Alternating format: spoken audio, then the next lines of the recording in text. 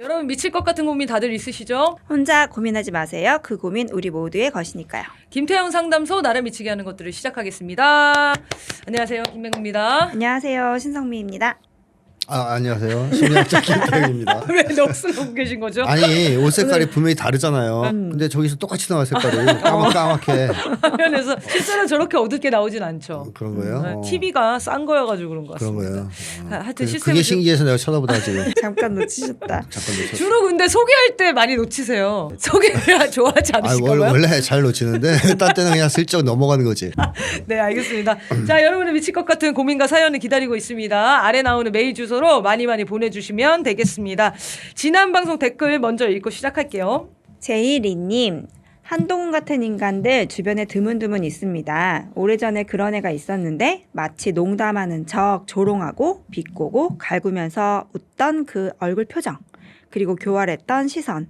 약속 시간은 100% 의미 없던 놈. 가까운 쪽 인간이라 그냥 두면서 내색 없이 그 아이의 언행에 맞춰 반대로 했더니 한참 후에 이게 먹히지 않는 걸 눈치챘는지 스스로 떨어져 나갔던 나르시시스트입니다. 오래전 얘기했지만 사람을 통제하고 싶어 했던 함량 부족 모자라는 애. 그놈은 사회정의엔 전혀 무관심했으니 틀림없는 이찍으로 봅니다. 저희가 이제 한동훈 얘기는 최소로 좀 다뤄보려고 제 그래요? 정신 건강을 위해서 그러니까 SNL에서 그건 거 너무 재밌더라고요. 진짜 너무 똑같이 하더라고요. 네. 보셨어요? 뭐요? SNL에서 정성호라고 이렇게 네. 성대모사 잘하는 분이 있거든요. 어. 정말 똑같이 해서 그 SNL을 보는데도 화가 나더라고요. 정말. 여러분 한번 찾아보십시오. 그 앵커가 나가 이러잖아요. 얼마나 그 기자들이 그 말 하고 싶었을까요? 최근에 나온 한동훈 그 사진은 자기가 사진 찍으려고 같이 올라오는 사람을 이렇게 치워버리고 이렇게 셀카 찍고 그리고 단상에 그 지역 후보가 올라가서 연설을 해야 되잖아요. 그래서 잠깐 내려가라고 하면서 자기가 막 이런 장면도 있더라고요. 그 요새 뽕 맞을 것 같아요. 네, 점점 심각해져 가고 있는 상태인 것 주변에서 같아요. 이렇게 해주니까 뽕 맞은 점점 이렇게 뽕 증상이 커져가고 있나 나와요. 봅니다. 지금 안 좋아 상태가. 네, 우리 국민들에게 더 이상 이런 정신적 스트레스를 그만 주고 빨리 총선 이후에 사라졌으면 좋겠습니다. 임우수님, 한동훈은 말하는 것만 배웠지 듣는 것은 배우지 못한 것 같아요. 사람이 태어나면 거의 2, 3년은 듣기부터 하잖아요. 네, 듣는 한동훈 것은 지금 못 배웠다. 전 국민이 한동훈을 분석하고 있는 지금. 캔디님, 소장님, 조국당에 문통 청와대 인사들이 너무 많은데요. 이거 어떻게 생각하시나요? 요즘 많이들 궁금해하시는 것 네, 같아요. 그래서 질문 많이 받으실 것 같아요. 많은 거는 그럴 수도 있다라고 생각하는데 문제는 이 사람들이 당의 주도권을 쥐느냐. 조국당에 또 괜찮은 분들도 좀 들어가는 걸로 알고 있어요. 네. 그런 분들이 주도권을 쥐느냐. 또 조국 전 장관이 당대표로서 그걸 어떻게 포용해서 또 끌어안고 개혁을 추진해 나가냐. 이걸 좀 앞으로 봐야 될 것 같아요. 그래서 우려도 있을 수 있고 또 한편으로는 지금 하는 거 봐서는 좀 잘 싸우는 측면이 있으니까 또 지지하는 분들도 있는데 뭐 좋은 징조는 아닌데 이런 사람들이 너무 많다는 것은 네. 그렇다고 해서 이것만 가지고 당장 뭐 너무 걱정할 필요도 없지 않을까. 앞으로 좀 주고 봐야 될 것 같습니다. 네. 근데 핵심 진짜 주도권을 잘 쥐고 결단력 있게 운영하냐 안 하냐인 것 같아요. 그렇습니다. 네, 그런 사람들이 사실 민주당 안에도 많이 있는 거 아닙니까? 많죠. 네, 그렇죠. 네. 친문, 뭐 친청와대, 청와대는 아니구나. 친청와대. 전 청와대 관련 인사들 뭐 거기에도 민주당이 여전히 남아 많이 있는 있어요. 건데. 그러니까 당 대표로서 국민들의 이제 민심을 대변해서 네. 앞장서 싸우겠다 계속 이제 반복적으로 그 메시지를 주고 있잖아요. 그거에 대한 국민들의 기대가 반영이 되는 것 같아요. 얼마 전에는 민주당보다 지지율이 더 높게 나오더라고요. 그러니까요. 네, 그게 아마 민심의 반영이죠. 그렇죠. 네, 민주당이 좀 미적미적하고 있는 찰나에 네, 네. 조국혁신당에서 강경하게 윤석열과 싸우겠다 이렇게 얘기하니까. 뭐 예를- 멋있어 보이더라고요. 윤석열 조기 종식 뭐 이런 걸 내걸었잖아요. 네. 3년은 너무 길다 뭐 이런 네. 거 아주 좋은 구호죠. 그 정도도 정치권에서 잘 얘기를 안 하니까. 안 하니까. 예, 맞습니다. 그렇게 싸우는 정치인들이 없다 보니까 네. 네, 결국 강력한 만윤 민심이 그쪽으로 계속 가는 것 같은데 여러 걱정들도 많으실 텐데 앞으로 행보를 지켜봐 주셔야 될 것 같고요. 가장 뭐 기쁜 소식은 제가 오늘 들은 소식인데 이번 주 윤석열 탄핵 집회에 조국 대표가 와서 발언을 하겠다라고 협의가 되어 있어서 상당히 고무적인 것 같습니다. 네, 민주당도 나와야 돼요. 네, 민주당 나와야죠. 근데 근데 얼마 전에 정봉주 의원이 아니죠. 정봉주 씨가 이제 네. 공천이 됐잖아요. 네. 경선 이겼는데 유튜브 방송에서 3월 16일 집회에 모두 모여야 된다. 민주당은 국민들과 함께 싸울 때 이겼다. 이런 얘기들을 그렇죠. 메시지 주더라고요. 네, 네. 중요한 얘기네요. 그러니까 이 공천들이 이제 다 끝나가다 보니까 확고한 메시지들을 주는 후보들이 많아지고 있는 것 같아서 긍정적인 현상으로 보고요. 너무 걱정하시기보다는 국민들이 어떻게 견인해 나갈지 또 우리 몫을 좀 찾아야 되지 않을까 싶습니다. 네, 태연 김님, 북한 관련 얘기는 마음만 불편하게 하고 별로 재미도 없네요. 이 컨텐츠가 과연 유익한 걸까요? 네, 좋은 의견을 주셔가지고 제가 찾는데요. 일단 핵심은 마음이 불편하다. 네. 이거 무슨 내용일까요? 전 굉장히 재밌게 듣고 있거든요. 불편한 게 두 가지 이유일 수 있는데 하나는 색깔 공포증 때문에 불편할 수 있고요. 그 이슈를 다루는 것 자체가 불편할 수 있어요. 두려운 거죠. 네. 진실을 아는 게 두려워서 그럴 수 있고 또 하나는 워낙 오랫동안 북을 악마화해 오면서 상당수의 한국 사람들이 북쪽에 대해서 적개심이나 혐오라는 감정을 굳혀놓고 있거든요. 네. 형성시켜놓고 그런 상황에서 우호적인 것들을 자꾸 얘기하니까 불편할 수 있어요. 그러니까 예를 들면 한동훈 칭찬하는 거랑 비슷하게 느낄 수도 있어요. 그렇죠. 이미 감정이 너무 상해 네. 있는데 네. 근데 다른 얘기를 하니까. 그렇죠. 다른 얘기하니까 막 불편할 수 있거든요. 그만큼 그것은 어떻게 보면 오랫동안 한국에서의 왜곡 선전, 악선전 이런 것들이 우리들의 감정을 왜곡시켜 놓고 있다라는 하나의 증거로 전 봐야 될 것 같고요. 그다음에 사실은 유익성으로 놓고 보면 되게 유익하긴 해요. 네. 왜냐하면 우리나라에서 제일 가까운 나라 아닙니까? 네. 일본보다 더 가깝고 중국보다 더 가까운데 제일 모르잖아요. 그렇죠. 그러니까 알면 북과 어떻게 앞으로 지낼 것이냐, 통일을 할 것이냐 말 것이냐, 아니면 뭐 전쟁을 할 것이냐 등등등 여러 가지 면에서 사실은 유익한 측면이 있긴 있는데 앞에 그 연장선에서 유익하지 않다고 느껴지는 그 두 가지 이유 때문에 그렇다고 저는 봅니다. 댓글 남겨준 건 되게 반가운 것 같아요. 네네네. 얼마나 안타까우셨으면 이 재밌는 방송에서 조회수도 떨어지고 왜 굳이 이렇게 북한에 대한 얘기를 다루지? 이렇게 생각하셨을 수도 있는데 이런 방송을 하는 데가 거의 없습니다. 유튜브 상은 물론이고 한국 사회에서 거의 없습니다. 북한에 대한 객관적인 정보들을 우리가 이해하고 받아들일 필요가 있지 않나라는 취지로 저희가 방송을 진행하는데 오늘은 열북하는 심리학을 이분의 댓글 때문은 아닌데요. 다음 주에 방송을 하기로 할 겁니다. 네, 월북하는 심리학 저번에도 한번 이러다가 좌초된 경험이 있어서 아까 선생님이 이거 또 좌초된 건가라고 말씀하셨는데 아니요, 전 포기하지 않습니다. 네, 통일이 될 때까지 얘기할 생각입니다. 그래서 좀 북한 관련해서 그동안 들어보지 못했던 내용들이 많으실 것 같아요. 혹은 새로운 관점으로 접근해서 해석하는 내용들이다 보니까 기존에 알고 계셨던 거랑 다른 느낌, 그런 불편한 느낌 가질 수도 있는데 끝까지 한번 경청해서 한번 들어봐 주시고 동의가 되지 않는 부분들은 그냥 스킵해 주십시오. 도움이 되는 분들이 있기를 저희가 간절히 바라겠습니다. 자, 그러면 오늘 본격적으로 사회 분석하겠습니다. 일단은 이종석 국방부 장관 얘기를 좀 하려고 하는데요. 최상병 수사 외압 당사자죠. 이종섭 전 국방부 장관이 호주 대사로 지명돼서 이틀 전에 호주로 출국했습니다. 출국 금지를 당했다가 법무부에서 쏜살같이 이 금지를 풀어줬었고요. 도피를 시킨 거나 다름없죠. 영화 같다라고 얘기를 많이 하더라고요. 윤석열이 너 잠깐 외국에 좀 나가 있어야겠다. 조폭 영화 거의 딱 그렇게 똑같은 장면이 연출되고 있어요. 범죄 혐의자를 외국으로 당당하게 빼돌린 건데 이 사건 어떻게 보셨습니까? 그러니까 윤석열 정권이 윤석열 일당이 국가 권력을 사유화하는 데서 그친 게 아니고 조폭식으로 국가 운영을 한다는 사실이 확실히 드러났죠. 네. 말씀하신 대로 딱 그 장면 떠올랐어요. 저는 영화에서 뭐 누구 담그고 온 사람 있잖아요. 그렇죠. 그러면 야 잠깐 떴다 들어와 이렇게 지시하는. 근데 문제는 조폭들은 그냥 그래도 사비 들여서 비행기 태워서 보내는 건데 네, 나름대로 윤석열 일단 국가기관을 이용해서 대사 발령을 하잖아요. 그러니까요. 네. 월급도 다 주는 거고. 네, 진짜 국가 운영을 완전히 조폭식으로 하는구나 이 사람들이 네. 이런 생각이 드는데 사실 윤석열 일당 소위 검찰 하나에는 제가 여러 차례 얘기했지만 검찰복을 입은 조폭이다, 법복을 입은 조폭이다 이렇게 평가할 수 있습니다. 왜 그러냐면 조폭과 윤석열 일당은 공통점이 있어요. 첫째는 사리사욕을 추구하면서 국민들을 괴롭히고 착취하는 반사회적 집단이라는 공통점이 있죠.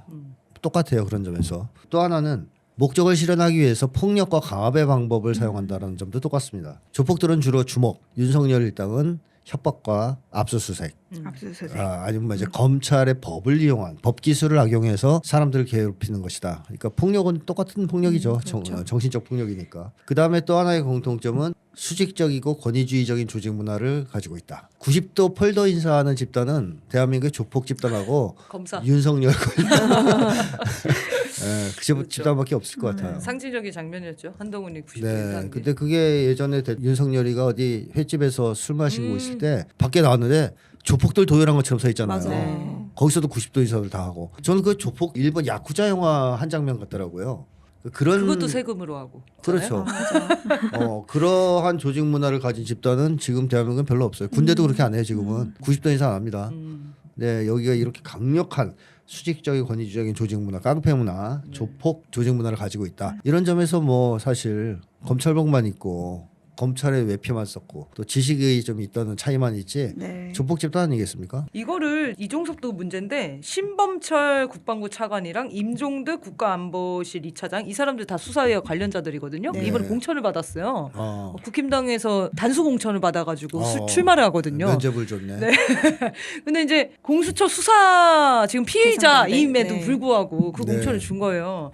근데 이거를 만약에 이제 윤석열 지지자의 입장에서 봤을 때는 굉장히 의리 있다라고 생각할 수도 있는 거 아니에요? 그렇죠. 근데 이게 너무 황당한 사건이잖아요. 한 명은 호주로, 호주로 보내고 빼돌리고 대사로 두 명은 보내고. 바로 있는 선거에다가 공천을 해주고 네, 네. 이런 무리수는 역시 국민들은 신경을 안 쓰겠죠. 그렇죠. 네. 네. 자기 편 만들기, 자기한테 충성하면은 보호해주겠다. 그렇죠. 챙겨준다. 부하들 챙겨준다 이거죠. 네. 이런 거는 정말 확실한 것 같습니다. 근데 윤석열이 살아남을 수 있는 유일한 방법이겠죠, 그게. 조폭들도 충성을 바치면 나와바리 하나씩 주고 그래요. 수고했어. 자 이거 너 가져. 닮은 점 네 번째네요, 그게. 네. 충성하면은 나와버리 하나씩 대주면 똑같네요, 지금 이게. 똑같다니까요. 운영 방식이.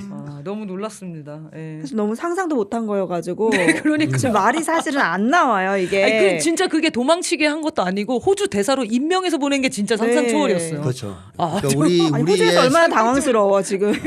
우리 일반인의 생각으로 이제 윤석열을 이해하려면 안 되고요. 내가 조폭이다 생각하고 그렇죠. 내가 조폭이라면 어떻게 했을까 생각한다면 답이 좀 나오지 않을까. 네. 그래서 도주대사란 별명이 붙었습니다. 네, 도주대사.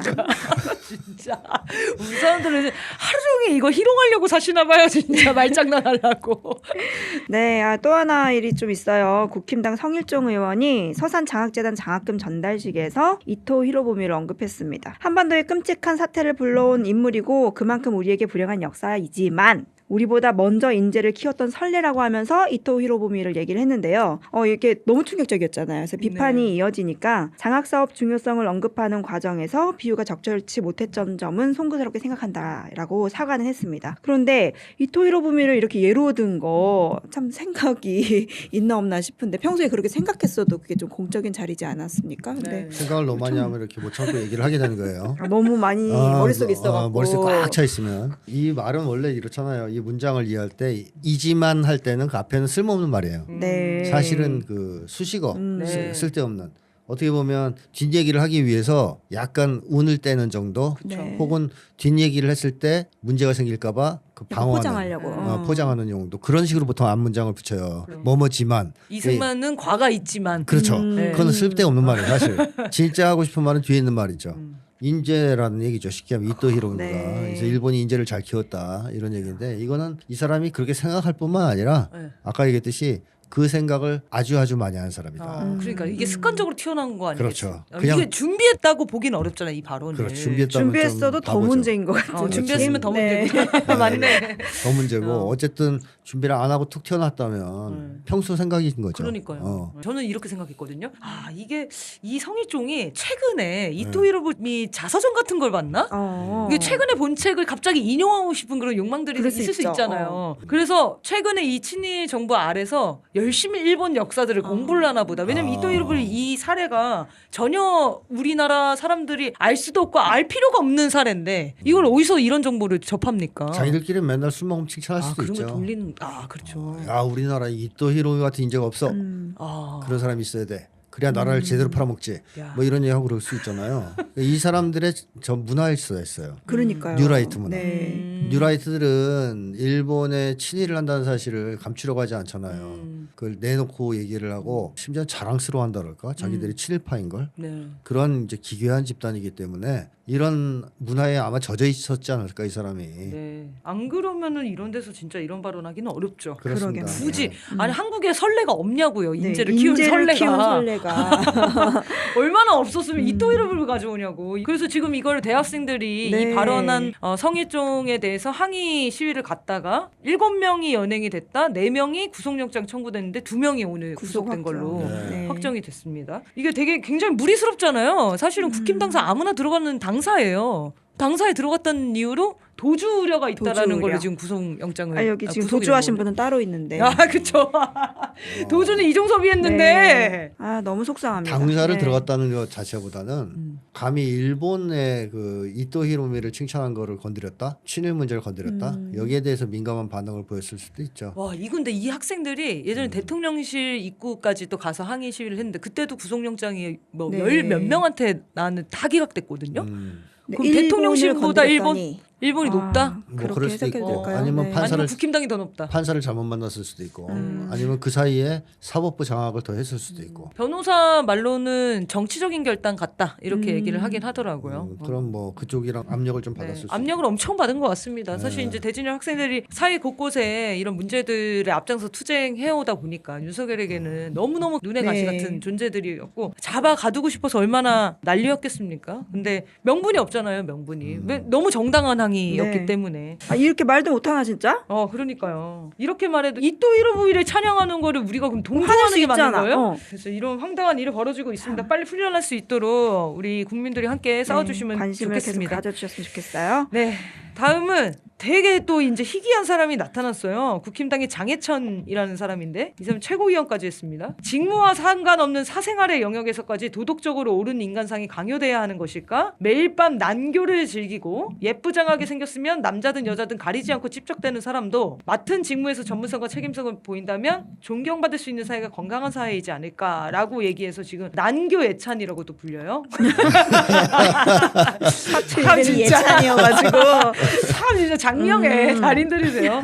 난교 예찬 사건이 지금 터졌는데 지금 국힘당에서는 전후 맥락을 들어보니 취지가 이해가 된다. 그래서 공천 취소할 사안은 아니다. 이렇게 입장을 냈고 이 내용의 이제 핵심은 그겁니다. 도덕성보다 전문성 있으면 도덕성 상관없다. 이 얘기거든요. 네. 왜 이렇게 생각하죠? 그게 이명박의 18번이었잖아요. 그러네요. 이명박이 탄생할 때 전과 9범인가 그랬잖아. 14범인가? 14범이가 전과 14범인가? 그러다 보니까 이제 도덕성 논란에 휘말렸단 말이에요. 맞아요. 그때 이명박이 내세운 게 그거거든요. 도덕성보다는 전문성이다. 도덕성이 좀 없으면 어떠냐? 전문성이 있으면 되지. 근데 그 얘기를 왜 했냐면 결국 그 당시에 민주당의 경제 무능을 질타한 측면이 있어요. 경제가 별로 안 좋았거든요. 그리고 신자유주의 여파로 국민들의 이 돈에 대한 욕망은 또 최고조로 그렇죠. 달아올랐던 때입니다. 네. 이 이명박은 그거죠. 잘 살게 해주겠다. 뭐 돈 많이 벌게 해주겠다. 도덕적인 네. 사람 뽑아서 가난한 것보다는 나 도둑놈이지만 전과자지만 날 뽑아주면 부자 되게 해주겠다. 이렇게 사람들을 속여 넘길 때 썼던 논리가 바로 전문성이에요. 도덕성이 아닌 전문성. 그래서 어떻게 됐어요? 우리 부자 다 됐나요? 아니요. 완전히 그러게. 이제 속았잖아요. 이명박만 부자 되고 끝났습니다. 네, 이명박만 부자. 우리는 다 속았잖아요. 자, 이 얘기에서 핵심은 전문성 부족과 도덕성 부족 중에서 뭐가 더 나쁘냐? 도덕성 부족. 네, 전문성이 부족하면 개혁을 추진하거나 좋은 일을 하려고 해도 속도가 느릴 수 있어요. 전문성이 떨어지면 잘 못할 수 있다는 거죠. 그렇지만 도덕성이 없으면 어떻게 되겠습니까? 엄한 대로 가겠죠. 국민 등골 네. 빼먹겠죠. 그러니까 개혁은커녕 국민들 등골 빼먹겠죠. 자, 도덕성 없는 사람이 왜 권력을 잡으려고 그럴까요? 사회적으로 인정 못 받아서. 도덕적인 일을 하려고? 아니요. 비도덕적인 일을 해도 무마시키려고. 쉽게 간단히 얘기할게요. 도덕적이지 않은 사람이 권력 잡는 이유는 돈 끌어모으려는 거 아니에요. 권력을 이용해서. 네. 그 고속도로 휘게한다든가 이런 짓을 하려고 하는 거 아니에요. 그럼 이 사람들이 국민들 잘 살게 해주겠어요? 관심 없죠. 자기들 배만 채우겠지. 음. 그래서 도덕성이 없는 사람들이 만약에 권력을 잡으면 국민들은 완전히 거덜나는 거예요. 주머니 다 털리는 거예요. 국민들 등급을 빼먹을 거니까. 그래서 여기서 도덕이라는 얘기를 다시 한번 생각해 볼 필요가 있는데 우리 인류가 왜 도덕이란 걸 왜 만들었을까? 공동체의 유지 발전을 위해서 만든 집단적 행동 규범이 도덕이거든요. 네. 한마디로 공동체를 위해서 만든 게 도덕이다. 이렇게 얘기할 수 있어요. 그럼 도덕성이 없다는 얘기는 뭐예요? 부도덕하다는 얘기는. 공동체 이익에 관심 없다. 는 관심 없는 정도가 아니라 그걸 침해하는 사람이죠. 그 규범을 안 지키는 거잖아요. 네. 다시 말하면 반사회적이란 말과 통해요. 부도덕하다는 말은. 네. 이런 사람이 전문성이 있으면 무슨 짓을 하겠습니까? 반사회적인 행위만 하겠죠. 반사회적인 행위를 하겠죠. 사회에 엄청난 해가 되겠죠. 따라서 둘 중에 하나를 굳이 선택해야 된다면 도덕성을 선택해야 돼요.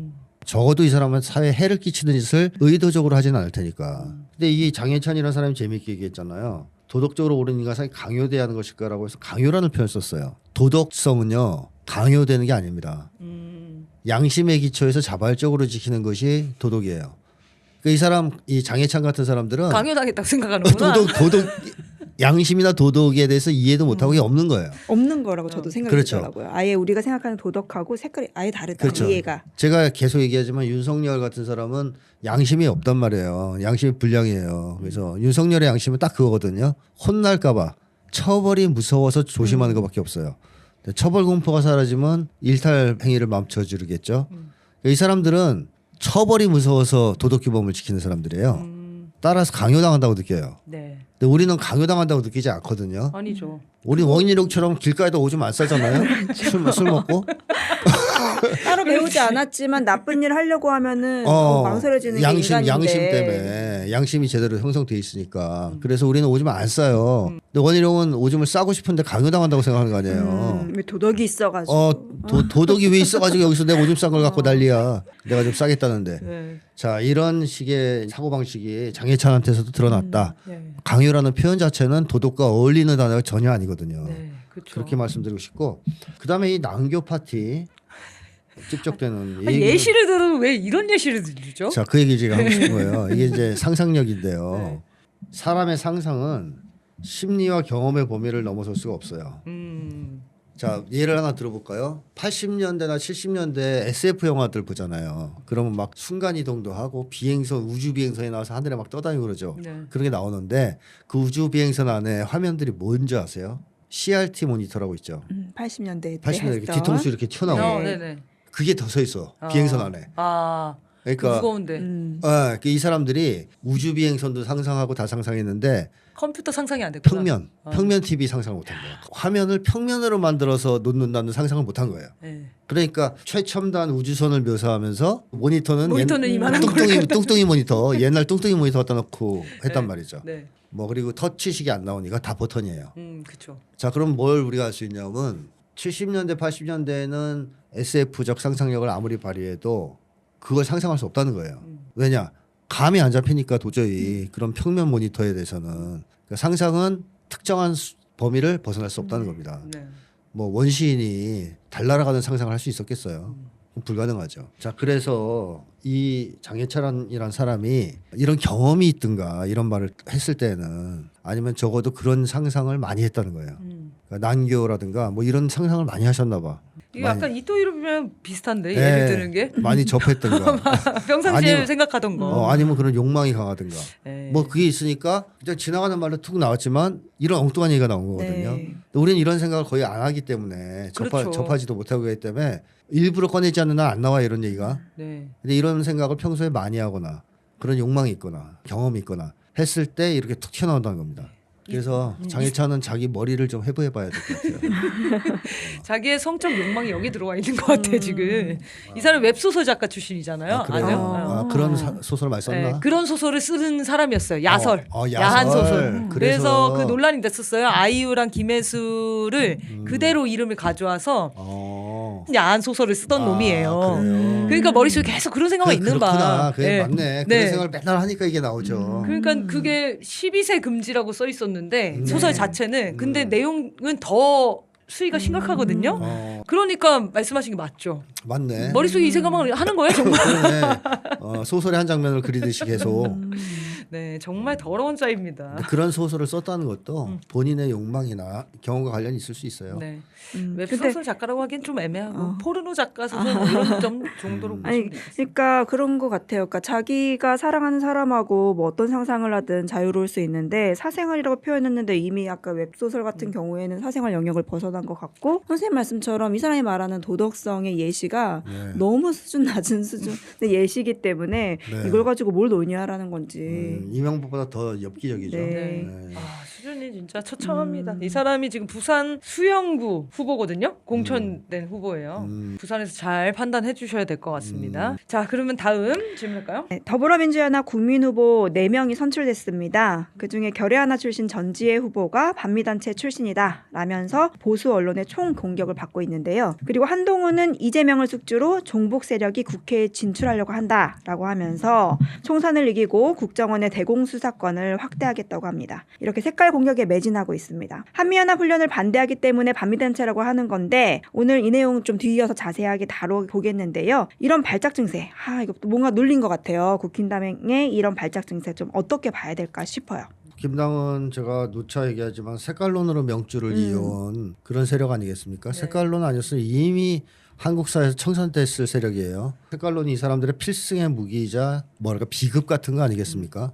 한마디로 상대방을 제거할 수 있는. 그래서 이 사람들은 분리할 때마다 색깔론을 꺼내들어서 상황을 역전시켜왔고 국민들을 진압해왔다라고 말할 수 있는데 색깔론이 잘 안 먹히기 시작했죠. 네. 2000년대 이후부터 네. 6.15 공동선언 있고 하면서부터 잘 안 먹히자 굉장히 기분 나빠져가지고 댓글이 다 언제적 종북 공격이냐, 뭐 네, 색깔 네, 공격이냐 이게 네, 다 네. 대부분의 민심이거든요. 그래서 도덕성 공격을 주로 요즘에 하는데 그럼에도 불구하고 여기에 대한 추억은 버릴 수가 없을 거예요. 좋았던 시절에 그게 제일 좋았는데. 그것만 쓰면 다 됐는데 뭐 이런 거. 그래서 자꾸 꺼내들려고 그래요. 호시탐탐. 기회만 되면. 기회만 되면 네. 뭔가 이제 안 걸리나. 그래서 자꾸 해보는데 안 되다가 이번엔 되겠다 싶었는지 막 벌떼처럼 개떼처럼 들고 일어나는 거 아니겠습니까? 네. 근데 이거는요. 이쪽에서 이런 거에 안 당하려고 조심해서 해결할 수 있는 문제가 아니에요. 그러니까요. 아니 일단은 이 결의하나 단체가 그 오래된 통일운동 단체잖아요. 네, 네. 그러니까 네. 저는 이제 같이 활동도 오래 했는데 온건한 단체입니다. 그 반미 단체라고 부르기도 좀 애매한. 왜냐면 반미 투쟁을 주로 하지 않거든요. 주되게는 이제 남북 교류 사업이나 통일 관련된 사업들을 주되게 오래 해와가지고 사실은 반미 단체로 규정됐다는 것 자체도 저는 좀 당황스러웠어요. 이거 이유가 하나잖아요. 한미연합훈련 반대했다. 네. 거기 명단에 수십 개 단체가 올라갔는데 그 중에 하나 있었다는 거예요. 그래서 실제적으로 조심한다고 해결될 문제가 아니고 네. 적극적으로 싸워야 될 오히려 문제인데. 치고 나가야 되는. 아니 뭐 지금 한국에서 반미하면 왜 안 됩니까? 그러니까. 이 예전에 노무현 전 대통령이 반미주의자로 공격받을 때 2002년인가요? 막 공격받을 때 그랬잖아요. 반미하면 왜 안 됩니까? 그랬잖아요. 그러니까요. 그래서 조중동이 아무 말도 못했거든요. 걔들은 생각을 해본 적이 없어요. 반미하면 왜 안 되는지. 지금은 반미를 해야 되는 시대예요. 아이고, 우리도. 왜냐면 미국이 우리의 나라를 국익을 생각하면, 계속 네. 침해하고 있기 때문에. 당연하죠. 응. 근데 뭐 그걸 떠나서 의견이 다르다 할지라도 반미하면 왜 안 되냐 이거죠. 그러니까 한국에서는 아직도 반미하면 종북으로 통하는 도식이 있다라는 것을 보여준 사건인데요. 극우 세력 내에서는. 근데 문제는 이겁니다. 이게 국민들한테는 안 먹혀요. 아까도 말씀하셨지만 네. 국민들은 이제 또 저 자식들 맞아요. 저 색깔론 꺼내 들었다. 지긋지긋하다. 이런 분위기인데 누구한테는 먹히냐 하면 민주당한테 먹혀요. 민주당 정치인들한테. 그러니까요. 민주당이 쫄아버려요. 민주당이 그래서 후보를 2명을 다시 재추천하라고 결국은. 의견을 주고 네. 지금 이 전재 씨는 사퇴했어요. 사퇴했죠. 그러니까요. 네. 그러니까 민주당에서 쫄아가지고 네. 종북몰이 당하면 어떡하지? 음. 우리가 반미로 오임당하면 어떡하지? 뭐 이러면서 물러섰지 않습니까? 네. 이런 태도가 국힘당의 색깔 공격을 더욱더 강화시켜주는 겁니다. 국힘당은 신나죠. 먹혔어 드디어. 그동안 안 통하더니 또 쓰니까 통하네.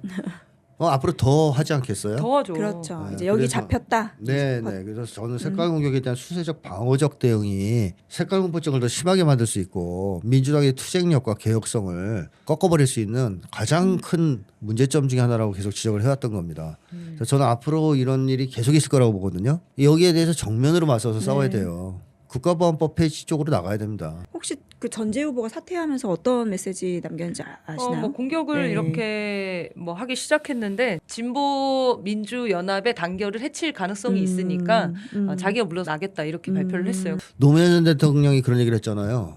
공산당이 허용될 때라야 진정으로 민주주의가 실현되었다고 말할 수 있다 이런 얘기를 했단 말이에요. 노무현 전 대통령이. 그 얘기가 바로 사상의 자유에 대한 얘기거든요. 한국 사회가 거기까지 나가지 않는 한 민주국가라고 말할 수 없고 그것을 전면에 내걸고 싸우지 않는 한 한국의 파쇼 체제는 청산될 수 없고 색깔 공격도 그칠 수가 없습니다. 즉 한국의 극우 독재 극우 파쇼 세력이 청산될 수가 없어요. 그래서 민주당이 이 문제에 대해서 정말 심각하게 생각하고 좀 싸워야 된다고 생각합니다. 한미연합훈련 반대해야죠. 그러니까요. 그치. 왜냐하면 그치. 전쟁 터지게 생겼는데 네. 외교 정책을 전면적으로 지금 혁신해야 될 텐데요. 거기에 대해서 주눅 들어서 반미의 무풍지대니 뭐 미국 건드리면은 감옥 가니 이런 발상을 80년대 이전 발상이잖아요. 그걸 아직도 하고 있으면 곤란하죠. 네. 어쨌든 이 진보 민주 개혁 세력이 이렇게 단결을 해서 총선에서 꼭 승리를 네. 하자 이런 취지가 잘 깨지지 않았으면 좋겠고 잘 다시 협의가 되기를 저는 부탁드리겠습니다. 그러니까 만약에 상황적으로 사퇴를 해야 됐다면 어쨌든 이런 메시지 정도는 분명하게 줬으면 좋았을 네, 텐데 그러니까요. 네. 좀 아쉽더라고요. 네. 종일 정부 윤석열은 문제가 없냐 이런 네. 거 냈으면 좋았을 텐데. 아니 그리고 윤석열과 한동훈은 자유민주주의를 부정하는 그러네요. 즉 사상의 자유를 부정하는 파시스트들입니다. 음. 거기에 대해서 명확하게 공격을 해야 돼요. 입에 자유라는 말을 담지 마라. 네. 너희는 자유민주주의 파괴자들 아니냐. 사상의 자유조차 부정하는 파시스트다. 이런 식으로 강력하게 싸워 나가야 되거든요. 네. 근데 그렇게 하지 못하고 밀린다면 앞으로도 힘들다. 아이고. 그래서 좀 확신을 가지셨으면 좋겠는 거는 민심은 전혀 흔들리지 네. 않는다 이 공격에 너무 질리도록 네. 당해가지고 왜냐하면은 이게 진보 진영만 당한 공격이 아니기 때문에 그럼요. 김- 오랫동안 우리 익숙해져 왔거든요. 김대중 전 대통령 얼마나 시달렸습니까? 그렇죠. 조국 전 장관도 당했었던 네, 거고. 산업명으로 네. 공격당했고. 그러니까 그냥 꼬투리만 잡히면 모든 게 다 공격 대상이기 때문에 이건 무조건 맞받아 싸워 나가는 수밖에 없다. 안 그러면 밀린다. 저는 생각합니다.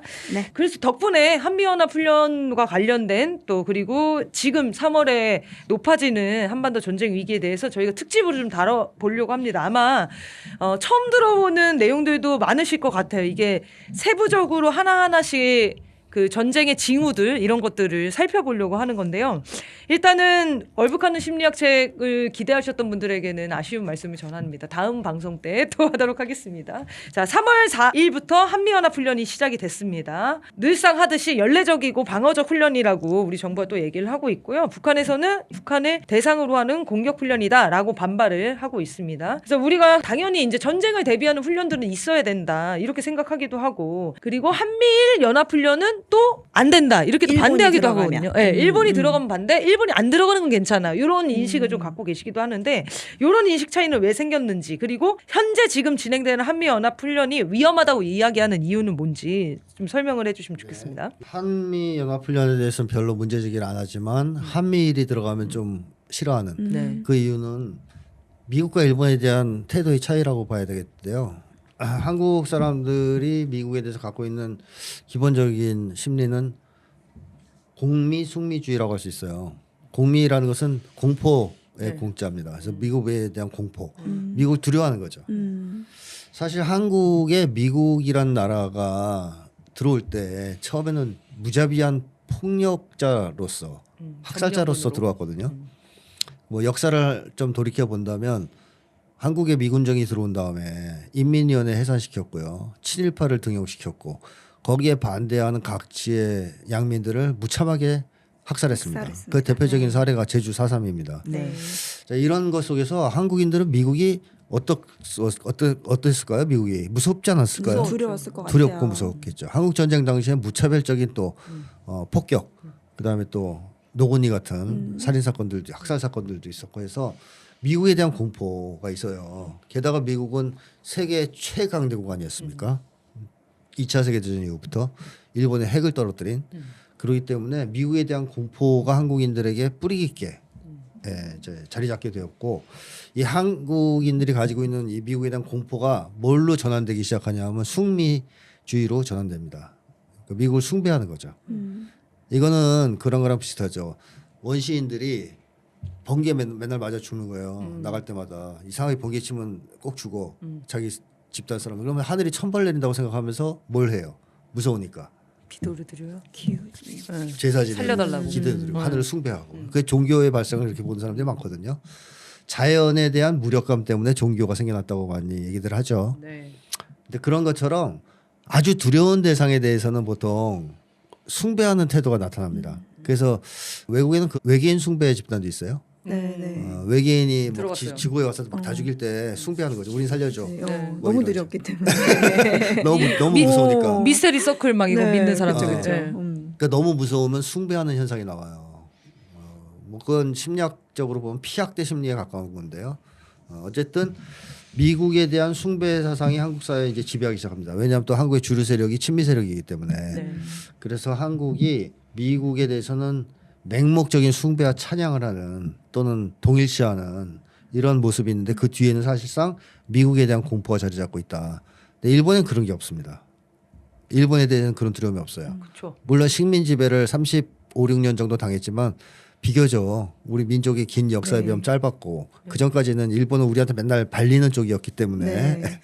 일본에 대해서는 그런 어떤 두려움이나 열등감 별로 우리 막 없어요. 기계가 더 살잖아요. 그렇죠. 이 쪽발이 네. 시키들 뭐 이제 일본은 우리가 이제 눌러줄 수 있는 언제든지 네, 그런 네. 이제 역사적인 어떤 맥락이 있기 때문에 그냥 한국 사람들이 일본에 대해서 그렇게 두려움도 없고 당연히 숭배하는 것도 없어요. 뉴라이트 빼면은. 근데 미국에 대해서는 그렇지 않다는 겁니다. 그래서 한미일 훈련은 안 돼. 일장기를 달고 뭐그 전범기를 달고 들어오는 일본 놈들은 용인할 수 없어. 이런 국민 정서가 있지만 한미 연합 훈련에 대해서는 감히 얘기를 잘 못 꺼내는 이런 분위기가 있다는 것이죠. 네. 자, 근데 이 연합 훈련이 왜 위험하냐면 올해는 아예 그 방어적 훈련이라는 탈도 가면도 벗었어요. 예전에는 1단계 방어, 2단계는 반격, 뭐 이런 식으로 맞아요. 진행이 됐었는데 올해는 그거 없어요. 처음부터 끝까지 공격 훈련입니다. 1부와 2부의 경기가 사라지고 경기 없어요. 네. 아예 경기를 없앴어요. 그러니까 방어 훈련이 없어요. 그러면은 우리가 잘못 알고 있는 거네요. 한미연합 훈련이 방어 훈련이 아닌데 원래 아니에요. 원래도 아니었는데 탈은 썼었는데 이름만. 아닌데 이제 그 명목상 방어하는 척하는 거죠. 왜냐하면 공격 훈련 자꾸 한다 그러니까 그렇게 했는데 올해는 아예 그걸 없애버리고 아예 공격 훈련으로 갔고요. 그 다음에 그 문재인 정권 당시에 참수 부대를 만들고 미국의 요구에서 만든 건데요. 한미 연합 훈련 때 항상 참수 작전 연습한단 말이에요. 네. 참수 작전은 방어 훈련인가요? 공격 훈련이죠. 네. 그렇죠. 공격 훈련이잖아요. 이제 그런 여러 가지 성격상 공격 훈련이라는 것은 명백한 거고 우리가 입장을 바꿔서 생각해 볼 때 북쪽에서 러시아, 중국 외에 뭐 이제 사회주의 국가들이 대거 동원돼서 해마다 엄청난 규모의 훈련을 한다 그러면 우리가 위협을 느끼지 않겠느냐. 그렇죠. 느낄 수밖에 없지 않을까요? 걱정되겠죠. 그쪽에서는 방어 훈련이라면 믿을 수 있어요? 안 믿기죠. 안 믿기죠. 왜 방어 훈련 하는데 러시아, 중국 다 와가지고 그렇게 생난리를 쳐?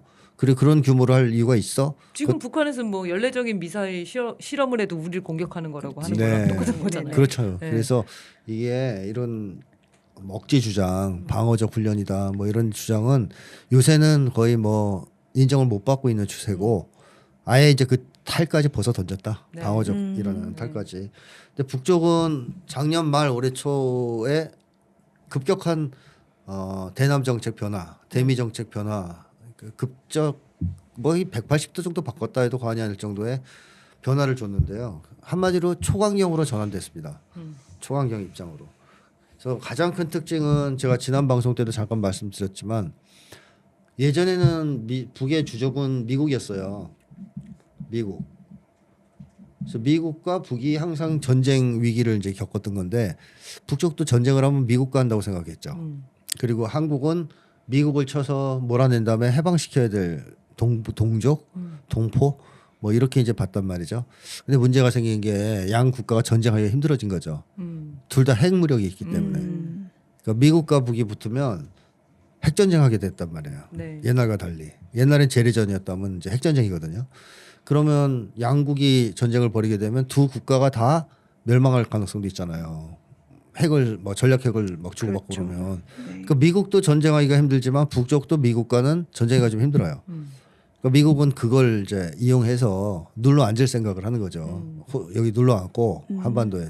그 다음에 호시탐탐 북을 압박해서 무너뜨리기를 하려고 하는 대북 적대 정책을 추진해 왔던 건데 이번에 북쪽이 바꾼 게 뭐냐면 주적은 이제 미국이 아니다 이거죠. 한국, 대한민국이 제일 주적이다 이렇게 바꾼 겁니다. 이 얘기는 뭐냐면 미국 너희들하고는 전쟁 안 한다 할 생각 없다. 왜냐하면 둘 다 죽으니까. 근데 대한민국은 아니다. 우리는 아직 교전 상태다. 대한민국은 전쟁해도 괜찮지 않냐. 그렇죠. 이 얘기거든요. 그렇게 생각할 수 있죠. 제1주적을 대한민국으로 찍었다는 얘기는 대한민국과 결판을 짓겠다는 거예요. 너무 반복적인 짓을 하니까 네. 미국 똘마니가 돼서. 그럼 미국한테 이건 무슨 얘기를 하는 걸까요? 대한민국과 전쟁이 붙을 텐데 너희는 어떻게 할 거냐 결정하라는 거죠. 낄 거냐 말 낄 거냐. 거냐, 빠질 거냐. 빠질 거냐, 낄 바를 결정해라. 낄낄 빠빠. 뭐냐 선택해라. 여태까지 선택 안 하고 계속 미루고 시간만 끄니까 이제 선택을 강요하겠다는 거예요. 그래서 막상 대한민국과 전쟁이 붙었다. 그럼 미국은 선택해야 돼요. 그 상황에서는 더 이상 미룰 수가 없어요. 네. 끼든가. 끼면 이제 북미 간의 전쟁으로 확대되겠죠. 네. 아까 말했던 핵전쟁으로 비화될 가능성이 매우 높죠. 그걸 미국에서도 지금 제일 우려하고 있는 거고요. 만약에 빠질 거면 이제 빠져야 되겠죠. 빠질 준비해야 됩니다. 자, 그런 상황에서 북이 그런 단호한 노선 전환을 한 상태에서 미국이 거기에 답변을 해야 될 차례가 됐거든요. 올해. 근데 답변이 바로 예년보다 훨씬 더 강해진 강도가 세진 한미연합훈련인 거예요. 이러다 보니까 쉽게 얘기하면 북이 초강경으로 전환했는데 미국도 초강경 대응을 한 거잖아요. 초강경과 초강경이 맞부딪히면 전쟁 위기가 어떻게 되겠습니까? 너무 높아지죠. 높아질 수밖에 없죠. 네. 그래서 어찌 보면 전쟁을 정말 막고 싶다면 안 하고 싶다면 북쪽에서 그렇게 강경한 태도를 취했을 때 이쪽에서 수위를 좀 낮춰야 되거든요. 아니면 한 해 쉬든가. 옛날에 북미 대화할 때 미국이 그래서 팀 스피릿을 잠깐 멈추기도 했잖아요. 네. 그리고 트럼프 때도 훈련을 많이 줄였거든요. 대화한다고. 이런 것을 하지 않고 이번에는 항공모함을 거의 7, 8차까지 네. 끌어모으고 네. 뭐 한미연합훈련을 하고 올 8월에는 북에 대한 핵공격을 전제한 한미연합훈련을 또 시작한다 그래요. 이런 걸 보면 강대강의 형국이다. 따라서 전쟁 위기가 고조될 수밖에 없다라는 것입니다. 그러니까 미국 현지 시각으로 2월 1일에 인도태평양 사령관 지명자인 세뮤얼 퍼파로 인준 청문회가 미국에서 열렸어요. 근데 여기에서 공화당의 댄 설리번 상원 의원이 한국 전쟁 당시에 미국이 북한에게 처음으로 패배했던 중미령 전투를 얘기를 했는데요. 이 중미령 전투를 비중 있게 다룬 책 이런 전쟁이란 책을 소개하면서 미군의 엄청난 희생은 당시 미국 지도력이 약했기 때문이다. 이런 발언을 했습니다. 그러면서 전쟁 준비를 잘하고 있는지 점검하라는 듯한 발언을 한 건데요. 우리나라는 보통 뭐 한국 전쟁에서 미국이 패배한 얘기는 잘 못 들어본 것 같아요. 그런데 지금 미국에서 지금 이 시점에 왜 이런 전쟁이란 책을 소개하면서 이 패배했던 중미령 전투를 좀 얘기를 꺼낸 건지 좀 의미가 있을 것 같아요. 그 얘기를 하려면 이제 중미령 전투를 간단하게 설명할 필요가 있는데요. 이제 네. 오산 지역에 있죠. 그래서 네. 저는 옛날부터 이제 오산 전투를 알고 있었는데 아하. 그게 이제 중미령에서 벌어진 최초의 전투죠. 미국에서는 그렇게 명명을 했나 보네요. 네, 중미령 전투. 거기서 붙었으니까 한국이 이 전쟁 개시하자마자 네. 막 크게 밀리기 시작하자 미국에서 증원군을 보내는데요. 원래 미국은 한국군만으로 충분히 이길 수 있다고 큰 소리를 쳤어요. 그 전까지 아시아에서 가장 강한 군대, 가장 잘 무장된 군대. 이게 지금 미국이 우크라이나 군대를 두고 한 말이랑 네, 똑같죠. 그러네요. 그 그 얘기를 얘기를 하면- 자신감 막 얻었겠다. 네. 그래서 상당한 무장을 시키고 훈련도 시켜서 자신만만했거든요. 미국이. 그런데 한국 전쟁이 터지자 한국군은 거의 괴멸됐습니다. 그냥 아무도 없는데 인민군이 내려왔다는 얘기가 있잖아요. 그렇죠. 전투가 없이 그 정도로. 그 정도로 파죽지세로 밀렸단 말이에요. 그래서 미국에서 급한 부대가 바로 이 중미령 전투에 급한 부대가 21사단에 있는 스미스 부대라는 부대입니다. 스미스 부대가 쉽게 하면 특공대 비슷한 거예요. 특공대. 네네. 그래서 2차 세계대전 때 맹활약을 했던 부대거든요. 그래서 일본군들이 스미스 부대다라고 하면 도망치는. 너무 무서워서. 악명 네. 높은. 그 정도로 싸움을 잘했다 이거죠. 네. 스미스 부대가. 스미스 부대 중에서도 최정예 요원들만 뽑아가지고 보내면서 그랬대요. 이제 그 미국의 장교나 장군들이 가서 너 미군이 왔다, 스미스 부대가 왔다는 말만 해도 도망갈 거다. 인민군들 다 도망갈 거다. 그러니까 가서 싹 쓸어버려라. 그러니까 이제 이 사람들이 막 기분 자신만만하죠. 자신만만하게 네. 올라와서 중미령에 진을 친 거예요. 쫙 포 배치하고 막 쫙 진집하고 기다린 거죠. 근데 인민군 탱크가 막 나타났는데 쏘니까 반응을 안 하고 지나가는 거예요. 거기를 밟고 그냥 지나갔다고? 통과. 통과. 그냥 모른 척하고. 그냥 진격한 거야. 무시하고. 네. 왜냐면 밀면서 그런 간 거구나. 왜냐면 탱크는 못 깨니까 미국이 네. 가진 거로 그 당시에. 그러니까 탱크로 밀고 지나가 버렸어요. 그러니까 미국 애들이 이래가지고 야 우리 미군이야 막 그랬다는 거예요. 혹시 한국군을 오인하고 잘못 봤을까 봐. 무시했을까 봐. 미군이라 그래야 이제 빨리 도망갈 테니까. 나 스미스 부대야 이거래요. 그렇게 얘기를 하면서 있더니 뭐 그래서 오인했나 보다 생각했는데 이민군 본진이 내려오면서 완전히 작살났죠. 네. 어느 정도로 시가 그냥 부대 자체가 거의 괴멸됐고요. 네. 패잔병들이 거의 다 버리고 무장 장비랑 다 버리고 맨발이 돼가지고 거의 와. 이 동서해로 가서 쪽배 타고 도망칠 정도로 참패를 했습니다. 네. 근데 이게 보여주는 게 뭐냐면 오만이잖아요. 오만. 그러니까 미국의 오만. 우리는 2차 세계대전에서 진 적이 없는 군대야. 한 번도 패전한 적이 없어. 뭐 우리 이름만 들어도 다 도망칠 거야. 네. 라고 생각했다가 작살난 전투란 말이에요. 네. 그래서 이 얘기를 전 꺼낸 게 아니냐 싶은 생각이 오만하면 들어요. 안 된다. 우리가 북을 얕보고 오만하게 굴면 그때랑 똑같은 일이 발생할 수 있다라는 네. 경고를 꺼내기 위해서 이걸 언급한 게 아닐까 싶고요. 네. 사실 미국이 이 한국 전쟁에서 트라우마가 생겨가지고 지상전을 좀 기피하기 시작합니다. 두려워하기 시작해요. 그러다 결정탄을 맞은 건 베트남이죠. 거기서 또 한 번 지상전에서 작살납니다. 네. 이 두 번의 전투를 겪고 미국이 지상전을 거의 못해요. 공중전만 하는구나. 네, 폭격을 막 때리고. 바다와 배, 네. 해 공군을 동원한 전쟁을 합니다. 네. 그래서 초토화시킨 다음에 들어가요. 음. 그러니까 그 전에 자신이 없으면 못 들어가요. 그 이라크전도 그렇게 했고요. 이미 방공망이랑 주력군들을 거의 와해시킨 다음에 폭격으로 그 다음에 그 뭐 무혈입성 비슷하게 했죠. 아프간도 그렇게 했고요. 근데 문제는 들어가면 통치를 해야 되는데 통치를 못하니까 아프간에 쫓겨난 거 아니겠습니까? 그러니까 미국의 지상전 기피증이 생겼고 미국은 한국전쟁 전까지는 단 한 번도 전쟁에서 진 적이 없는 나라. 그러니까 무적을 자랑하는 무적 신화를 자랑하는 나라였어요. 근데 어떻게 보면 최초로 졌죠. 그것도 세계 초강대국이 막 건국을 한 신생국가. 신생국가 조그만 어디 코딱지만한 미국 입장에서 볼 때 어디 변두리에 붙어 있는 나라 뜻인 거예요. 그래서 클라크가 나는 미국 역사상 최초로 패전 장군이 되었다 이런 식의 이제 표현도 했고요. 그러니까 미국 사람들은 북쪽 얘기를 안 하려고 그래요. 한국 전쟁 얘기를. 이게 트라우마라서. 그러니까.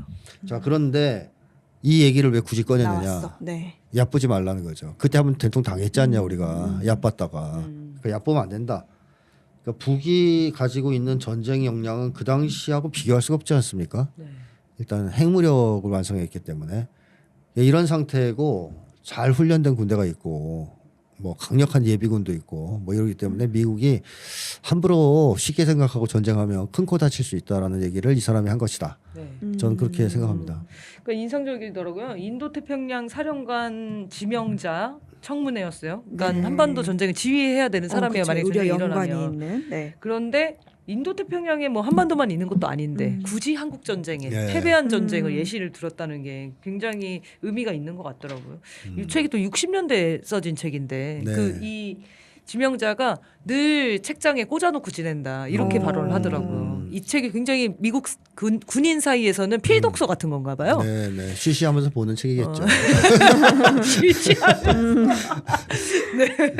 하여튼 이런 일이 있었습니다. 한번 미국의 이런 동향들 한번 짚어보면 네. 좋을 것 같고요. 저 이어서 신원식과 윤석열이 3, 4월에 국지전 도발이 있을 거다. 북한에서 줄창 떠들고 있는데요. 네. 느낌은 국지전 도발을 북한에서 하는 게 아니라 우리가 하고 싶다라는 게 훨씬 더 많이 느껴지긴 해요. 그렇게 들려요. 네, 아무튼 저희가 뭐 반복적으로 얘기를 하고 있지만 지금 국지전이 일어나면 전면적으로 확전이다. 그래서 이번 한미 연합 훈련이 또 특히 위험하다고 생각이 드는 게 유엔사들이 함께 훈련한다는 거예요. 11개국인가? 이 정도면 세계대전 준비 아닌가요? 사실 3, 4월 총선을 노리고 북에서 국지전 도발을 한다는 것은 윤석열과 신원식의 개뻥이죠. 왜냐하면 북은 남쪽 선거에 관심이 없어요. 왜요? 이제 더더욱 관심이 없었어요. 더더욱 관심이 없어. 왜냐하면 노선 전환을 하면서 한 얘기가 뭐냐면 보수 정권이 들어서든 민주 정권 들어서든 아무 차이가 없다. 그러니까 누가 되든 진짜 관심 없을 진짜 관심 수 없- 있겠네요. 흡수 통일하려고 하는 데서 변함이 없다. 따라서 우리는 통일 폐기한다. 네. 누가 집권해도 상관없다. 그럼 뭐 지금 북한에서 선거를 준비하면서 뭐 해킹을 한다느니 가짜 뉴스 막 그러니까 살포 민주당 도와줄 할 이유가 이유가 없어요. 없네요. 그러니까 윤석열 주장은 그거 아니에요. 민주당 도와주려고 한다는 얘기 아니겠어요? 네. 근데 왜 도와줘요? 그러네요. 도와줄 생각이 없다는 거죠. 그리고 미국에 대해서도 바이든이든 트럼프든 상관 안 한다. 우린 뭐 이제 또 속냐 이제 이런 입장이란 말이에요. 그래서 사실상 동기의 측면에서 봤을 때 북쪽은 국지전을 할 이유가 없습니다. 총선 때문에. 그래서 이 얘기를 뒤집으면 무슨 얘기가 되느냐. 윤석열과 신원식은 국지전을 하고 싶다는 얘기겠죠. 총선 전에 제발 터져라. 우리 좋게. 좀 해줘라 좀. 총풍 비슷한 그 그렇죠. 그럴까? 기원이랄까요? 또는 내가 하고 싶다라는 말로도 들리죠. 안 되면 너희가 안 해주면 내가 할래. 네. 뭐 거의 그 급으로 지금 얘기하고 기도드리고 있는 것 같아요. 거의 진짜 기도 같아요. 네. 이거 일주일에 몇 번 발언이 나오는지 모르겠어요. 국지정도 발. 이 두 사람만 그런 게 아니라 이 군수내부들까지. 네. 예. 그러니까 거의 뭐 지금 주문 외우듯이 전쟁 터지길 기도하고 있는 것 같아요. 자 그런데 유엔 참전국들을 끌어모아서 뭐 늘리는 거 있잖아요. 참여국들을 네네. 늘리는 것은 여러 의미가 있는데 미국이 일단 절박하다는 거고요. 어떤 점에서 그러냐? 미국이 세계의 전선에서 지금 대치하고 있어요. 그러니까 다극화 진영 혹은 뭐 반제국주의 진영과 대치하고 있는데 첫 번째가 유럽 전선입니다. 우크라이나. 또 하나 중동 전선이죠. 근데 둘 다 지고 있어요. 네, 그렇네요. 진짜. 우크라이나는 거의 지금 졌고요. 아마 막 조만간 거의 결론이 나지 않을까 싶을 네, 정도로 그럴 지금 것 거의 같더라고요. 끝이고 중동에서도 지금 답이 없을 정도로 밀리거든요. 네.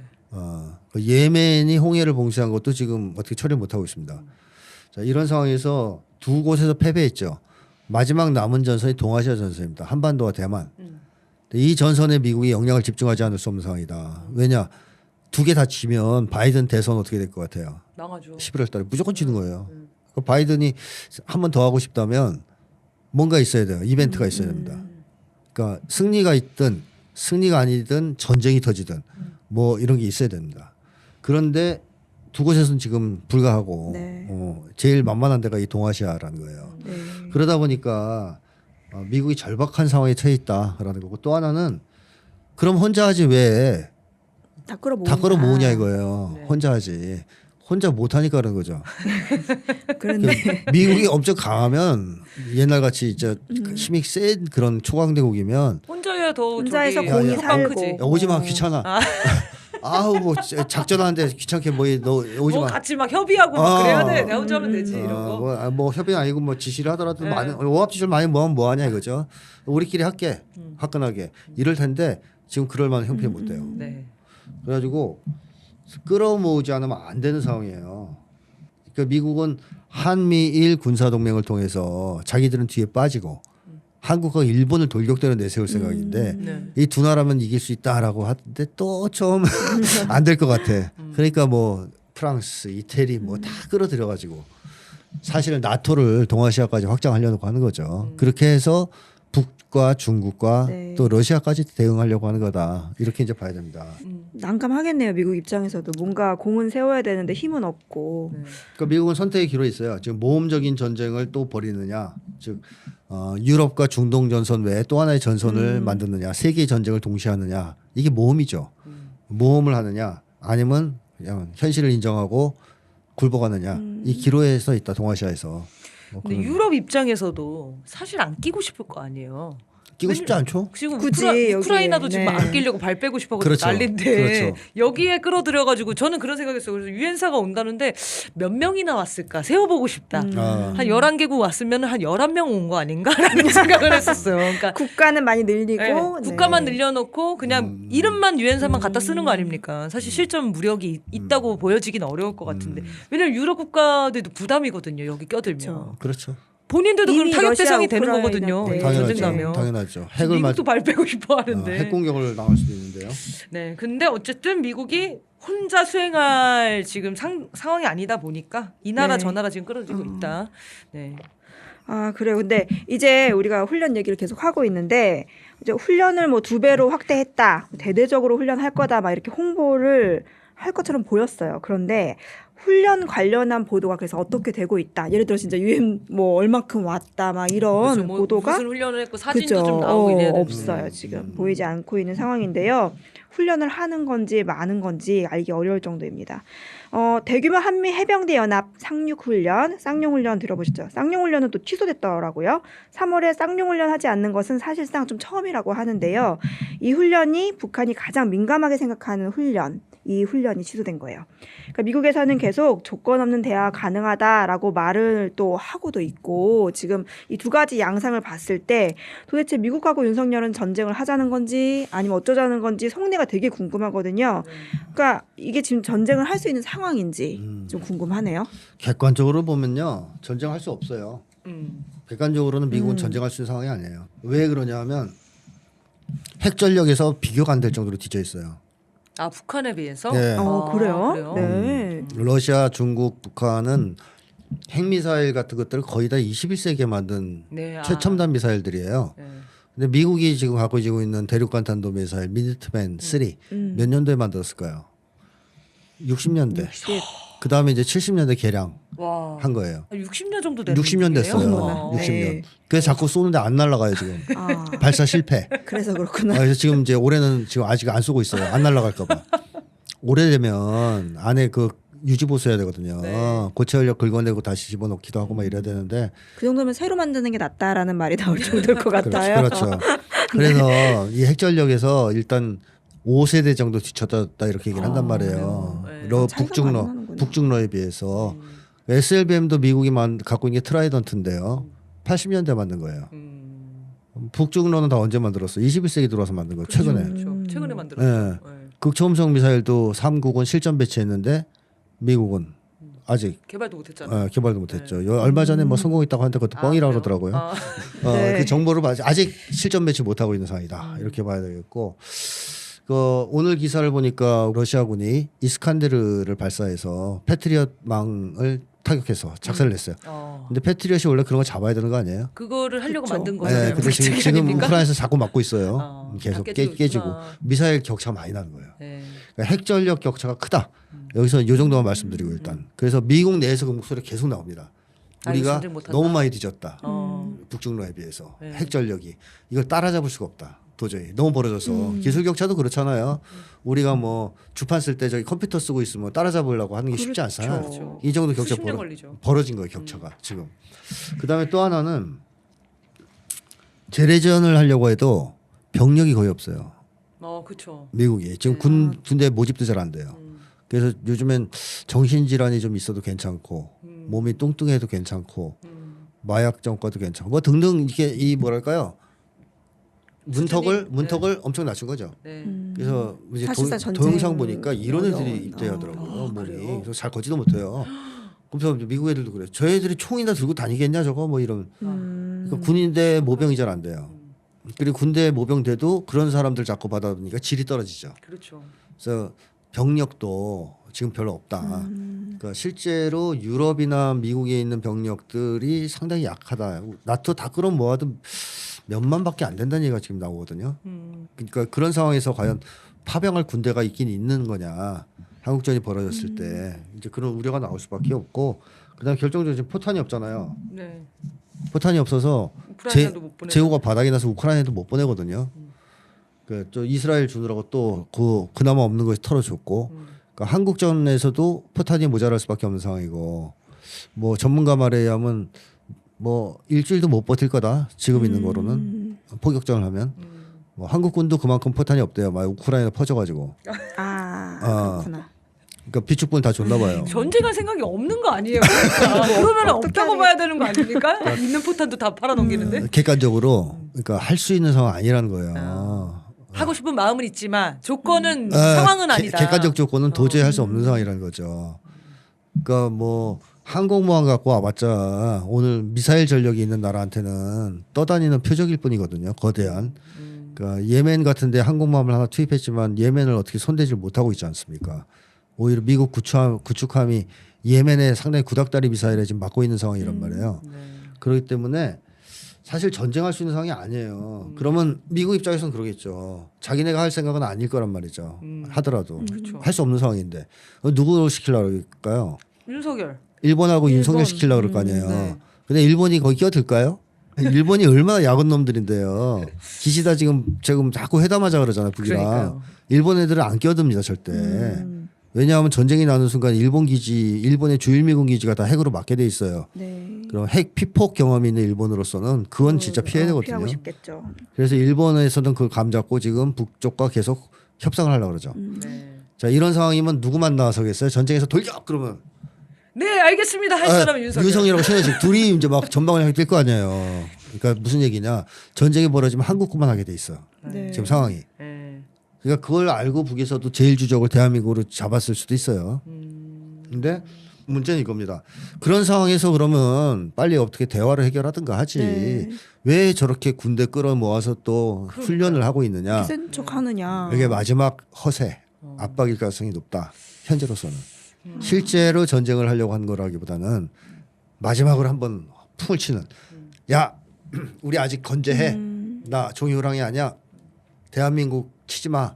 뭐 이런 허세. 그렇지만 또 예민한 쌍용훈련 같은 건 하지 않고. 그렇지. 그게 쌍용으로 안 한 거죠. 그래서 네. 야 이제 허세야. 알려줄 거야. 야, 지금 쌍용훈련 뺐잖아. 쌍용훈련 뺐잖아. 뭐 이런 거죠. 지금 그 허세가 북한한테 하는 건지 지금 우리 국민이나 보수 진영한테 하는 건지도 지금 헷갈렸어요. 순간. 국민한테 하려면 그 방송에서 때려야죠. 북에다 하는 거예요. 북에다 하는 건데 네네. 문제는 거예요. 북이 그러면 허세니까 봐줄게가 되냐 이거예요. 아.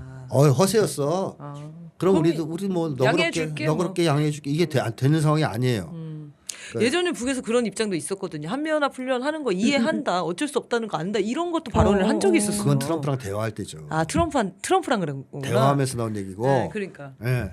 지금은 아니거든요. 용인하고 참아줄 가능성이 없습니다. 지금은. 그래서 미국도 압박과 이런 걸 압박을 하면서도 불안불안한 거예요. 언제 어디서 혹시 터지는 거 아니야? 터질까봐. 또는 뭐 북이 너무 열받아가지고 뭐 치는 거 아니야?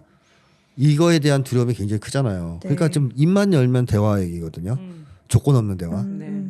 그래서 지금의 모습은 미국과 일본이 북쪽에 자꾸 대화를 좀 애걸을 한다 그럴까? 그런 모양으로 비춰지죠. 그러네요. 그러자 신원식 불안해졌는지 너무 불안해 보이던데. 무슨 얘기를 했냐면 뭐 미국의 핵 공격을 당할까봐 북이 핵미사일을 맞을까봐 미국이 한국을 포기한다면 미국은 글로벌 리더로서의 지위를 상실하게 될 것이다. 그런 얘기를 했어요. 미국을 협박하더라고요. 미국 협박하더라고요. 그런 상상을 또 계속 하면서 무서웠나 보다. 아 너무 그러니까 자기도 너무 다급했나 봐. 미국을 협박하는 걸 보고 야 신원식이 이런 발언을 한다고? 그러니까 불안한 거죠. 진짜 불안한 거예요. 네. 근데 자기를 버릴까봐, 우리를 버릴까봐. 근데 문제는 미국의 글로벌 리더를 내리면 내리지. 우리를 도와줄 가능성이 더 높구나. 도와주겠어요 한국을. 그렇네요. 그래서 지금 이 한국의 불안을 젠킨스라고 이 미 국무부 군비통제 및 국제안보 담당 차관인데 이 사람이 이제 어떤 한국인의 상당수의 국민이 미국의 공약을 의심하고 있다는 것을 알고 있다. 이게 신원식이거든요. 신원식 알고 있구나. 알고 있다. 들었다. 근데 더 웃긴 건 모두를 설득하고 미국의 공약에 더 확신을 갖도록 하기 위해 정확히 우리가 무엇을 해야 하는지 알기는 항상 어렵다. 그러니까 뭔 말이냐면 사실 우리가 할 수 있는 게 별로 없어 이 말이거든요. 그렇죠. 공약 지킬 수 있을지. 이거를 너무 장담 솔직하게 못한다. 보여줬어요. 그럼 우리가 그냥 이거 듣고 객관적으로 판단하면 되는 겁니다. 그죠? 아예 한미 연합훈련도 하고 있지. 잠수함도 태워줬지. 잠망경도 보게 해줬지. 뭘 더 해줘? 뭐네. 뭐 어쩌라고 우리 보고. 그러니까 무슨 어떻게 하라는 거냐 그럼 이제. 뭐 거의 그런 얘기죠. 그래서 이게 지금 미국 내의 전문가들 그리고 주요 보직을 가지고 있는 사람들 내에서도 발언들이 막 새어 나온다는 거예요. 이런 굉장히 이슈가 될 만한 발언들인데 우리 한국에서 보도가 잘 안 됩니다. 어쨌든 이제 미국이 우리나라를 지켜줄 가능성은 거의 없어 보이는 것 같습니다. 네. 안타까운 현실이지만 어쨌든. 네. 미국이 남의 나라 지켜주는 일은 절대 없어요. 그건 맞아. 네. 미국을 믿느니 개를 믿는 게 나아요. 절대 믿으면 안 돼 미국은. 보세요. 베트남 끝까지 지켜줬나요? 아니죠. 도망갔잖아요. 아프간에서는 튀었잖아요. 네. 그 아프간의 그 당시에 그 게릴라 쪽 탈레반 쪽에서 통보를 했단 말이에요. 몇 월 며칠까지 철수해라. 근데 미국이 미적미적거린 거예요. 그러자 탈레반이 최후 통첩을 하면서 날짜를 딱 가서 그때까지 어디를 접수하겠다. 카불 공항인가 그랬어요. 그러니까 미국이 장비 다 두고 튄 거예요. 맞아요. 다급해서. 네. 하루아침에 튀었죠. 우크라이나 지금 버리고 있잖아요. 자 이런 상황에서 윤석열은 지켜줄까요? 안 지켜주죠. 안 지켜주죠. 사실 어떻게 보면 자기 나라의 이익을 위해서 철수하는 것은 어떻게 보면 되게 당연하잖아요. 그렇죠, 살려고. 우리나라 대통령만 자꾸 남의 나라를 도와주려고. 그래 자기가 죽게 생겼는데 남의 나라를 왜 도와줍니까? 남의 나라를 도와준 게 아니라 미국은 자기 이익 때문에 개입하는 그런 거고 거죠. 거기서 이익을 볼 수 없으면 철수하는 거예요. 아주 냉정한 인간들이죠. 네. 그래서 그런 거를 윤석열만 잘 모르는 상황인데 뭐 사실 속으로는 좀 불안해할 겁니다. 옛날에 박정희가 베트남전에서 미국이 튀는 거 보고선 쇼크 먹어가지고 충격받아가지고 박정희가 의심병 환자거든요. 주변을 다 못 의심 믿었잖아요. 진짜 많아요. 네. 어릴 때부터 의심병 환자니까 얼마나 의심을 했겠어요. 그래서 청와대에서는 중요한 얘기도 안 했대요. 도청당할까 미국이 다 봐. 도청한다고. 네. 핵무장 하려고 그러고 아. 독자 자주국방 추진하고 그렇죠. 그랬던 게 그래 미국 애들이 제거했다는 설이 이제 있는 그렇죠. 거 아닙니까? 박정희가 나중에 정신 차린 거예요. 보니까 진짜 못 믿을 놈들이다. 쟤들은. 윤석열이 정신 차릴 가능성은 없네요. 공포에 질려가지고 더 매달릴 것 같은데요. 아니면 사고 치든가. 자기가 그냥 사고를 쳐버리고 예, 예. 저번에 그게 너무 공감됐어요. 이스라엘의 네타냐후가 네. 계속 확전하고 있다고 그렇죠. 미국 못 도망가게 하려고 그 상황이 지금 한반도에 네. 벌어질 것 같습니다. 그러니까 이렇게 얘기 듣고 있다 보니까 또 저의 그 또 전쟁에 대한 무서움이 막 올라오는데 네. 그러니까 국민들은 전쟁 나는 거 아니냐면서 좀 걱정을 많이 하고 있어요. 제 주변에선 진짜 뭐 전투식량 준비하고 막 이런 분들도 네, 있더라고요. 근데 우리가 몰라서 그렇지 하나하나 보면은 진짜 3, 4월에 진짜 무슨 일 나는 거 아니냐 이런 생각이 되게 타당하게 느껴지거든요. 근데 국민들은 이렇게 걱정이 심각한데 정치권에서는 도대체 이 반전 평화, 전쟁의 전자 얘기도 안 꺼내요. 그러니까 총선 후보들도 지금 뭐 나라를 결국 운영한다는 것은 전체적인 이런 전체를 본다는 건데 한반도 정세와 관련된 입장이라든지 대응 자체가 아예 없는 상황입니다. 이러한 정치권 상황 우리 좀 어떻게 믿고 봐야 되는지 왜 이럴까요? 한국 정치권의 가장 큰 문제가 우물안 개구리라는 것이죠. 그 우물안 개구리가 된 이유는 뭐냐? 미국에 대한 사대주의 때문이에요. 미국 중심의 사고. 소위 중화주의 비슷한 건데요. 과거에 이 조선의 그 옛날에. 지배층은 조선시대나 이럴 때 우리의 이 국익을 기준으로 세상을 보질 않아요. 한국을 기준으로 중국을 중심으로 봐요 항상. 그래서 중국한테 덤비면 다 오랑캐 이렇게 이제 네. 얘기했던 시절이 있었잖아요. 지금은 뭐 사실 중화주의 재판 아니겠습니까? 철저하게 미국 중심의 사고를 합니다. 그러다 보니까 사고의 틀이 넓지도 않고 사고가 한국이라는 이 좁은 울타리를 벗어나지 못해요. 근데 정치인으로서는 사실 결격사유거든요. 왜냐하면 정치인의 최고로 중요한 덕목 중에 하나가 정세를 잘 보는 겁니다. 근데 요즘에 국제 정세는 아주 급변하고 있거든요. 네, 너무 급격해서 뭐 따라가기 힘들 정도로 맞아요. 급변하고 네. 있고 그 다음에 그 변화가 단순한 변화가 아니라 제국주의 체제, 지구촌을 지배해왔던 거의 수백 년이 됐죠. 이 제국주의 체제가 붕괴되는 상황이란 말이에요. 이건 엄청난 대변화거든요. 이런 큰 변화를 이해하고 그것을 대비하고 그것에 맞는 정치를 하는 사람들이 나와야 되지 않겠습니까? 예를 들면 여운형 선생은 1940년대 넘어서면서부터 일제가 곧 질 것이다, 패망할 것이다라고 예측합니다. 43년 정도 4년 넘어간 무렵부터는 건국준비위원회를 만들기 시작하죠. 네. 건국준비를 만들어요. 곧 일본이 뭐 44년에 항복할지 5년에 항복할지 모르지만 항복은 시간 문제다. 조만간 한다. 따라서 우린 건국준비위원회를 만들어야 된다. 그래서 여운형 선생이 건국준비위원회를 만들었단 말이에요. 이건 국제정세를 읽었기 때문에 가능한 행동 아니겠습니까? 그냥 막 이랬으면 좋겠다 이런 게 아니라 네, 다 네. 파악하고서 그렇죠. 준비한 국내에서는 거죠. 절대 못 느낄 수도 있는. 그 당시에 근데 그 친일파들은 투항하지 않고 있던 그 문인들이 8월 15일 날 네. 그 천황이 항복하는 날 가서 총독부에 가가지고 7일 단체 만들겠다고 얘기하고 그날 전향서 쓴 사람도 있대요. 이 사람들은 그날 일본이 망할 줄 몰랐던 거예요. 네. 이런 사람이 정치하면 안 될 거 아니에요. 그러니까요. 코앞도 모르는 사람. 여운형 선생 같은 분이 정치를 해야 되죠. 음. 근데 한국 역사에서는 그런 정도의 나름대로의 국제 정세에 대한 식견이 있는 사람은 김대중 전 대통령이 유일했던 것 같습니다. 근데 그 이후로는 그런 정치인이 별로 보이지 않아요.